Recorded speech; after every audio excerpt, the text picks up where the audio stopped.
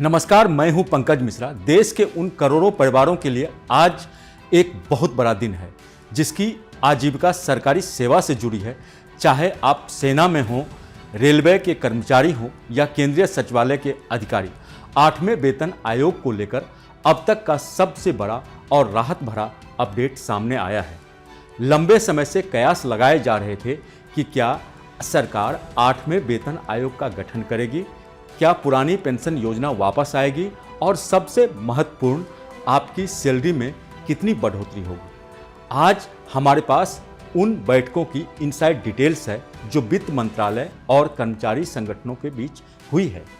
क्या 2026 में आपकी बेसिक सैलरी सीधे 3 गुना होने जा रही है?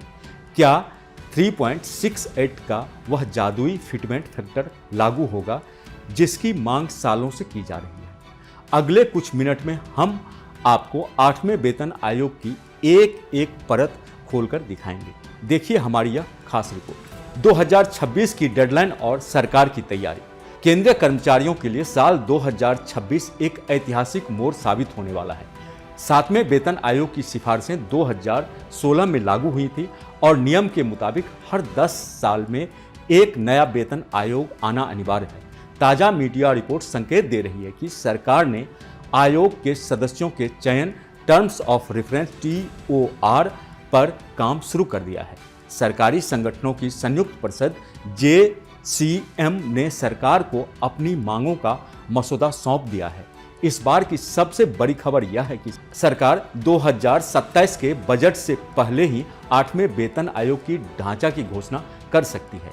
इसका सीधा मतलब यह है कि 1 जनवरी 2026 से नया वेतन ढांचा प्रभावी हो सकता है। भले ही रिपोर्ट्स आने में देरी हो, लेकिन कर्मचारियों को पिछले महीनों का मोटा अरियर मिलना तय है। फिटमेंट फैक्टर का जादुई गणित। वेतन आयोग की पूरी कहानी एक ही शब्दों के इर्द गिर्द घूमती है, फिटमेंट फैक्टर। 6ठे वेतन आयोग में यह 1.86 था, जिसे 7वें वेतन आयोग में बढ़ाकर 2.57 किया गया था, लेकिन इस बार कर्मचारी संगठनों ने इसे सीधे 3.68 करने की मांग की है। अब गणित समझिए, वर्तमान में सबसे निचली स्तर यानी पे मैट्रिक्स लेवल 1 पर न्यूनतम सैलरी 18,000 रुपये है।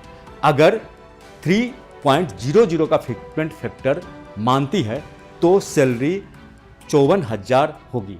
अगर सरकार 3.68 की मांग पूरी करती है तो यह 66,240 रुपये तक पहुंच सकती है। हालांकि सूत्रों का कहना है कि सरकार 51,000 से 57,000 के बीच न्यूनतम वेतन तय करने पर विचार कर रही है। यह बढ़ोतरी कर्मचारियों की क्रय शक्ति यानी परचेजिंग पावर को कई गुना बढ़ा देगी। क्या वापस आएगी पुरानी पेंशन व्यवस्था? 8वें वेतन आयोग के सामने सबसे बड़ी चुनौती वेतन बढ़ाना नहीं, बल्कि पेंशन का मुद्दा सुलझाना है। देश भर के कर्मचारी NPS के खिलाफ सड़कों पर हैं। हाल ही में सरकार ने यूनिफाइड पेंशन स्कीम UPS लाकर बीच का रास्ता निकालने की कोशिश की है, लेकिन कर्मचारी अब भी OPS यानी पुरानी पेंशन पर अड़े हैं। कर्मचारी प्रतिनिधियों ने आयोग के सामने प्रस्ताव रखा है कि पेंशन की गणना के लिए लास्ट पे ड्रॉन यानी आखिरी सैलरी का 50% निश्चित किया जाए और इसे महंगाई भत्ते से जोड़ा जाए। 8वें वेतन आयोग की सिफारिशों में पेंशन भोगियों के लिए कम्यूटेशन की अवधि 15 साल से घटाकर 12 साल करने की चर्चा हो रही है। यदि यह मांगें मानी जाती हैं तो यह रिटायरमेंट के बाद कर्मचारियों के लिए सबसे बड़ा सुरक्षा कवच होगा। महंगाई भत्ता और पे मैट्रिक्स का मर्जर।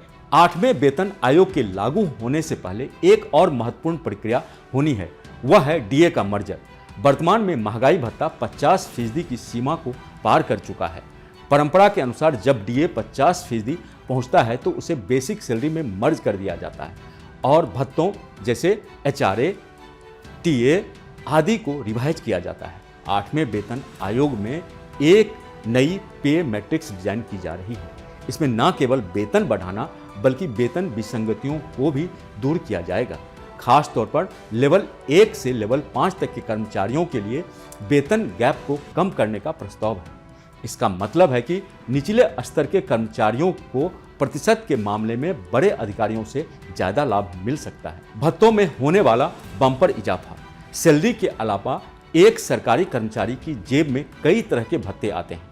8वें वेतन आयोग में हाउस रेंट अलाउंस यानी HRA को लेकर बड़ी अपडेट है। वर्तमान में शहरों को X, Y और Z श्रेणी में बांटा गया है। 2026 के नए नियमों के तहत शहरों की नई जनगणना के आधार पर कई Z श्रेणी के शहरों को Y में प्रमोट किया जाएगा, जिससे वहां रहने वाले कर्मचारियों का HRA सीधे बढ़ जाएगा। साथ ही चिल्ड्रेन एजुकेशन अलाउंस CEA और हॉस्टल सब्सिडी में भी 25 से 30% की बढ़ोतरी प्रस्तावित है। यात्रा भत्ता TA को भी पेट्रोल डीजल की वर्तमान कीमतों के आधार पर नए सिरे से तय किया जाएगा।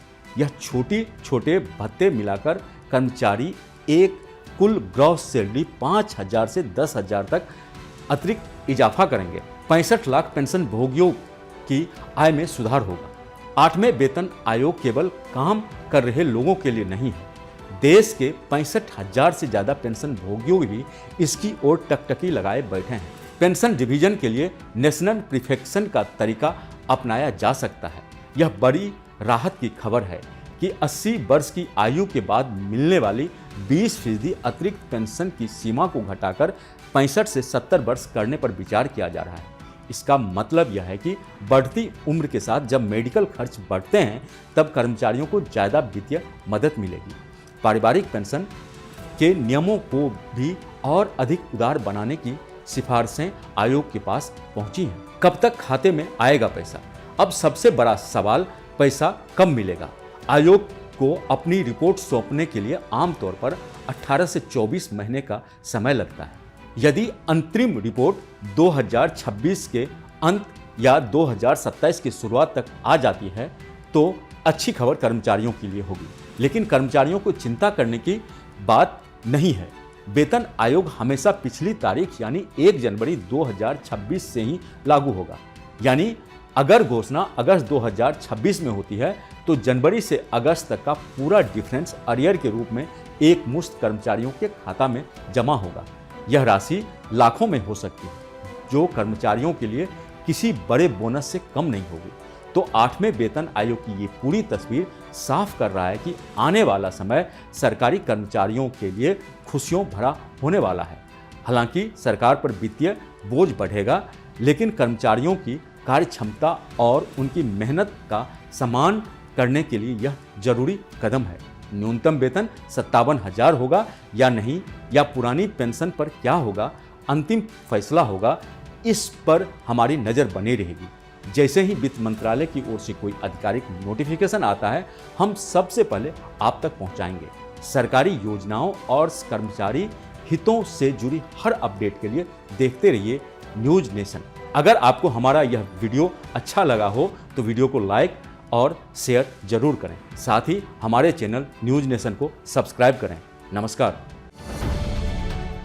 अब से डीडी फ्री डिश की चैनल नंबर 57 पर देखिए न्यूज नेशन।